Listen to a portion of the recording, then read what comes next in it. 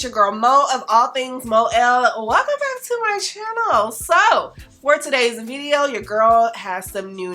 The products are from SheaMoisture. Dun, dun, dun.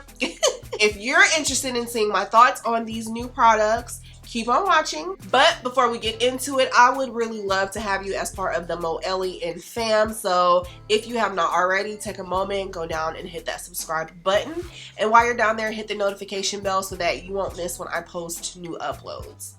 So, SheaMoisture. People have so many differing opinions about SheaMoisture these days. And I think, honestly, my biggest beef with SheaMoisture has been that they have snatched away the lines that I love and replaced it with things that I don't. Then they have reformulated some things and that just didn't sit well with people and it irritated me too, I'm not gonna lie. However, two of my most favoritist lines from SheaMoisture were their low porosity and their high porosity lines. One day they just decided to snatch them away and we could not find them anymore, so I hung on to the last products that I had for dear life. And then, like I said, one day I just happened to be in Ulta looking for something. I wasn't even checking for SheaMoisture. I saw these products and I was like, oh! And I decided to come back out with the porosity line. So they piqued my interest. I kind of went and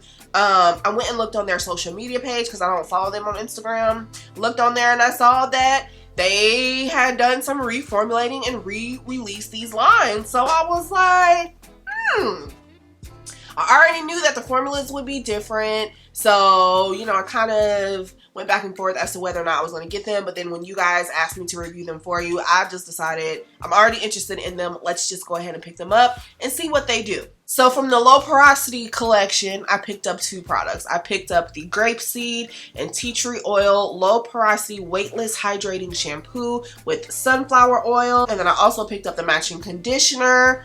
Same thing, grapeseed and tea tree oils with sunflower oil, and it looks like this. There is a leave-in detangling situation, but Ulta did not have that one, so I did not get that. So I decided to go on over to the high porosity line, and because I loved this mask so much when it was out back in the day, I had to go ahead and pick it up and see what it was working with. So I did get the Mongongo and jojoba oils high porosity moisture replenish mask with baobab and aloe vera. So for today's wash day, of course, I started off with the shampoo. One thing that I noticed off the bat with this newer low porosity collection is that, of course, the ingredients are a little bit different. So with the last formulation, baobab, tea tree, and spearmint were the call out ingredients. With this newer formulation, it's tea tree, sunflower, and grapeseed oil. So I noticed that that was a little bit different. However, when I opened up the products, they smell exactly the same as the old low porosity collection. So I will be sure to put the ingredients, if I can find them, in the description box for you guys to peruse at your leisure to kind of make an informed decision as to whether or not you want to purchase these based on what the new ingredients list is looking like. But performance-wise, I mean, it's hard to get a shampoo wrong. So I feel like this shampoo did exactly what I needed it to do. As far as the consistency, it is not too thin and watery, but it is not too thick either. What I really liked about this shampoo was how it made my hair and my scalp feel, particularly my scalp. So although there is not spearmint in here, you still get that tingly sensation, and I think it's because of the tea tree oil. So my scalp felt so invigorated using this shampoo. Like, it just felt like it was breathing as I was putting it in. I just felt like my scalp opened up, and then when I rinsed it out, my scalp was just like like I literally feel like I heard it do that. So yeah, this shampoo cleansed my hair without stripping. Clarifying is necessary. I just don't like the way that it feels on my, I don't like the way my strands feel when they've just been like stripped of everything. So this did not do that. It cleansed, but it gave a gentle cleanse, still with a good lather, but it still got rid of that product buildup, which is why this is supposed to be good for low porosity hair, because we know that low porosity hair is prone to product buildup. My curls just looked good. They looked and felt good after rinsing this out. My hair was pretty detangled going in with this because I did pre-poo first, but it did a good job of keeping my hair detangled. It didn't like mat up and do all that weird stuff that some shampoos can do. This just did a really good job, so I enjoyed using this shampoo. So after cleansing my hair, I went in with the conditioner. Now you guys know that rinse out conditioners are not really my jam. Usually I will skip rinse out conditioners. Sometimes I feel like rinse out conditioning is just an extra step because I'm going to get the moisture that I need from my deep conditioner, and then usually my hair is already detangled, so I don't have to use that step to detangle my hair. However, I did get this one just for the sake of trying it out, and it's not a bad product. Is it my favorite rinse out conditioner that I've ever tried? No. So the directions say that you apply it to clean wet hair, gently work through from roots to ends, which I did. You can leave in for 3 minutes. I left it in a little bit longer just because I wanted to make sure that it was thoroughly worked into each section. Like, honestly, the consistency is your typical conditioner, your typical rinse out conditioner. It is not thick at all. It's actually more on the lightweight side, but because it is lightweight, it was easy to distribute throughout my hair. It does have a pretty good amount of slip. Like I said, my hair was pretty detangled prior, so I didn't have to do a whole lot of detangling with this. And it did make my hair feel soft. It did make my hair feel more manageable upon applying it. However, the moisture wasn't there. My hair felt hydrated when rinsing it out, and it felt good. I just didn't have that level of moisture that I like to have during the conditioning step. So this one was just okay for me. It was just okay. This is not a product that you could use and skip deep conditioning, in my opinion. I just feel like this was just an unnecessary step. Although my hair liked it, it absorbed well.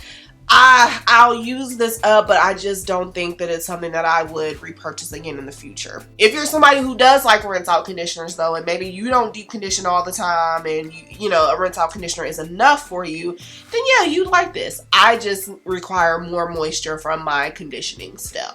After rinsing out the conditioner, my hair, you know, the curls were curling. They were doing what they were supposed to do. They just needed a little bit more moisture. So I was so eager to go in with the Mongongo and Jojoba Oils High Porosity Moisture Replenish Mask. This does have baobab and aloe vera in here. Baobab was one of the call out ingredients from the old formulation of the low porosity line. So I was glad to see it in this. And when I opened it up again, the smell is very, very, very similar to the old formulation of this mask. Y'all, I loved this mask so much back in the day. Like, honestly, probably my favorite mask from SheaMoisture. So I was so mad when they took it away. This performs pretty much the same, even with the change in the ingredients and the formula. So one noticeable change that I noticed was the consistency of this. I feel like the older mask is much thicker, to the point to where I actually used to use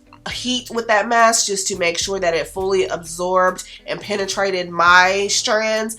This one is not as thick. It still has a nice creamy consistency. It's just not as thick as the other one. Honestly, the texture of this reminds me of like a MICHE Indulge. Like it's thick enough and creamy enough, but still has that buttery consistency that just makes it glide into the hair and absorb into the hair. That is probably what I would compare it to consistency wise. But performance wise, when this says moisture replenish, it replenishes your moisture. This thing is so moisturizing without it being like greasy to the touch. They look good when I rinse this stuff out. They look shiny when I rinse this stuff out. My hair felt amazing to the touch. So honestly, this one was the star of the show.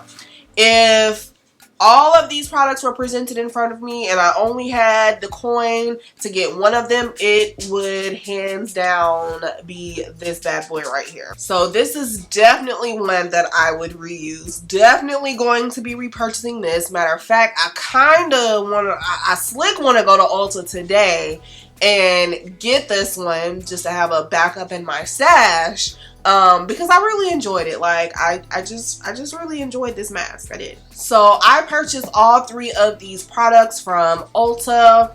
and I cannot remember exactly how much they cost. I want to say maybe like $11.99 or $13.99 or something like that, but you get a pretty good amount of product. These two are both 13 fluid ounces, and this one is 11 ounces, so you get a good amount of product, and I think I'm going to have at least 4, maybe even 5 more uses out of this, so you get a good bang for your buck. So yeah, those are the 3 products that I picked up, but again, there is a leave-in that goes with these, and there is a shampoo that goes with this that I just decided not to get. But now I'm interested in knowing what you guys think. Are these some products that you're interested in trying out, or are you kind of done with SheaMoisture? If so, that's okay. I just want to hear your thoughts about these products and if you're planning to try them out or not. Also, before we end, I did want to let you know that the styler that I use for these curls is also a SheaMoisture product, and we are going to be getting into that in the next video. So go ahead right now. Don't say I didn't warn you. Go ahead and subscribe so that you will not miss me get into the deets of these curls using a product from SheaMoisture. Like, never thought I'd see the day. So make sure you are subscribed so that you don't miss out. But that's all I got for this video. I hope that you guys enjoyed it and found it informative. If you did, leave a thumbs up for your girl because those really do help my channel out a lot. And I'll see you guys in my next one. Bye!